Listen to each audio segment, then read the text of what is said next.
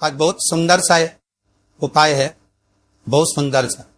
शायद आपकी जिंदगी में सबके काम आए, सबके काम आए। और नवरात्र में भी अगर आपकी कोई कामना है, आपकी अगर इच्छा है, आपका मन है, तो जगत जननी की आराधना करो। जिसको प्रैक्टिकल करना है वो यहां से जाकर भी कर सकता है, कहीं पर भी कर सकता, करना जरूर। कहीं सीओर वाला हमारा झूठ तो नहीं बोल रहा, इसलिए प्रैक्टिकल करते रहना चाहिए। इतने सारे पकड़ाए हैं, इन्होंने भी तो प्रैक्टिकल करा, को फल मिला कि नहीं मिला, करो।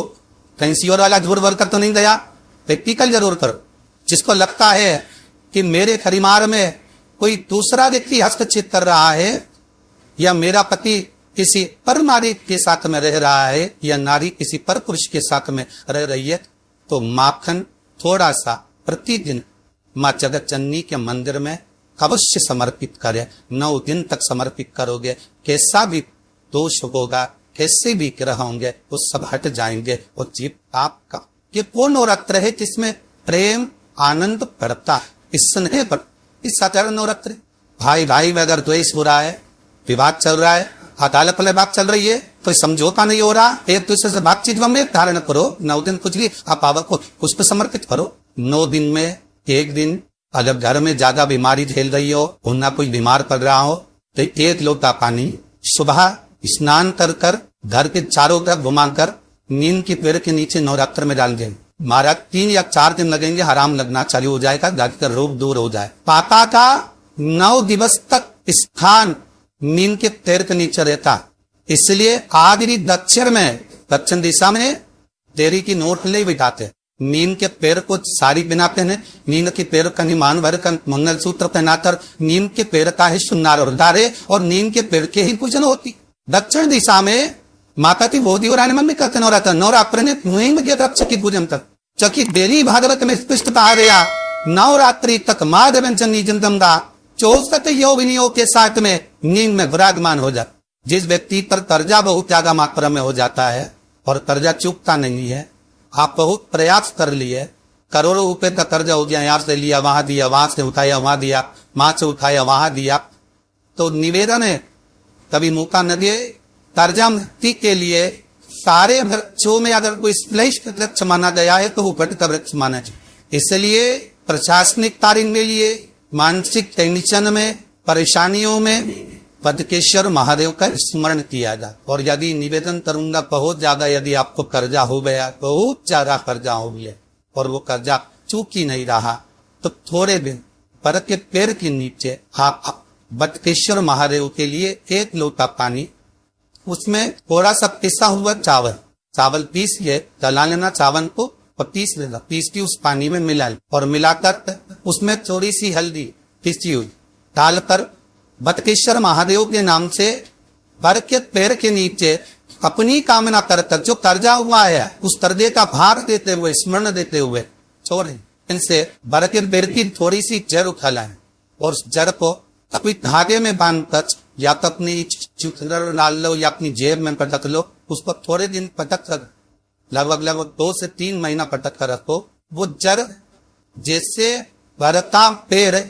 स्टार होता है, पानी गिरे ना गिरे, जलवृष्टि हो ना हो, गर्मी पड़े ना पड़े, उसको कोई फर्क नहीं पड़ता। बरता वृक्ष आप लोग फैलता जाता हो कि जड़ें अपने आप प्रबल होती हैं। उसी तरह ये बदकेश्वर महादेव कहीं से भी अगर जड़ आपके पास में रखी है 1 महीना 2 महीना 3 महीना तक, तो ये जड़ अपने आप लक्ष्मी को पकड़ कर खींच कर लाती है और कर्जे से मुक्त करती। बदकेश्वर महादेव का स्मरण सुखता दे। आप शनिवार के दिन जो पीपल के वृक्ष में सरसों के तेल का दीप लगाता है, उसको शनि कभी परेशान नहीं करता। एक बात हमेशा ध्यान रखिएगा, मान लो अगर कोई भारी रोग हो, ऐसा शनि महाराज के कारण हो गया हो, अच्छे काम करते करते उल्टे हो रहे होते, किसी किसी के साथ में विपरीत परिस्थिति आ जाती है। अच्छा करने जाओ बुरा हो जाता है, अच्छा कर्म करने जाओ बुरा हो जाता है। तो पीपल के वृक्ष की जो छाल होती है, छाल देखिए पीपल के वृक्ष में जो छाल लगी होती है, उस छाल को घिस कर चंदन बनाकर भगवान शंकर का स्नान कराकर, अभिषेक कराकर, पूजन कराने के बाद में पिपलेश्वर महादेव का नाम लेकर, कौन से महादेव? पिपलेश्वर महादेव का नाम लेकर वो जो घिसी हुई छाल होती है उस छाल का तिलक भगवान शंकर को लगा लो और उसी का थोड़ा सा भाग अपने कंठ पर मस्तक पर लगाना प्रारंभ कर दो। धीरे धीरे जो विपरीत दशा है वो सुधरना प्रारंभ हो जाती है। पर नाम याद रखना, पिपलेश्वर महादेव। बेलपत्री के वृक्ष के नीचे जो कि आटे का चौमुखी दिया, सरसों का तेल डालकर उसमें काली तिल डालकर उसमें एक सफेद फूल डालकर बेलपत्री के वृक्ष के नीचे जैसे एक चौमुखी दिए को जो के आटे के दिए को लगा दिया जाता है। जो व्यक्ति चिड़चिड़ करता है, जो व्यक्ति क्रोध करता है, जो व्यक्ति अपशब्द बोलता है, आना चरा बोलता है, ताने देता है, ईर्ष्या रखता है, घर में चिड़चिड़ करे, पूरे घर को अस्त व्यस्त करता रहता है, उस व्यक्ति का नाम और गोत्र बोलकर मात्र एक दिया लगा दिया जाए, व्यक्ति अपशब्द कहनापन कर देता है, उसका प्रेम प्रबल हो जाता है, उसकी ईर्ष्या समाप्त हो जाए, उसकी नफरत समाप्त हो जाए। कहां से बार बार कहते ना, कई बार आपको कहा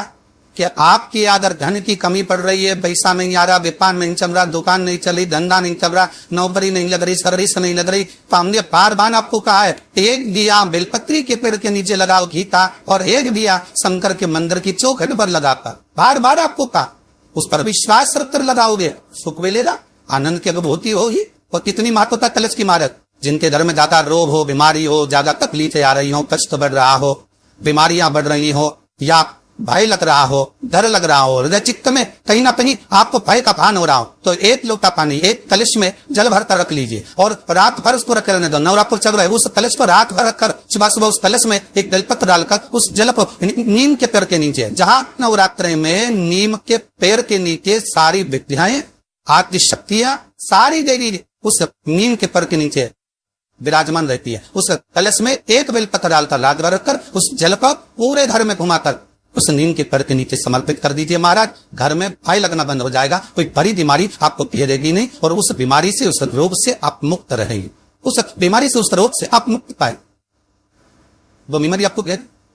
कलश का सूखे आम के पत्ते जमीन पर गिर जाए, कैसे बढ़ते, जब पतझड़ का मौसम आता है तो आम के जो पत्ते नीचे जमीन पर झड़ते हैं, 21 पत्ते कहे दरकर उसको आग लगाकर जलाकर भस्म तैयार कर लीजिए। और जिस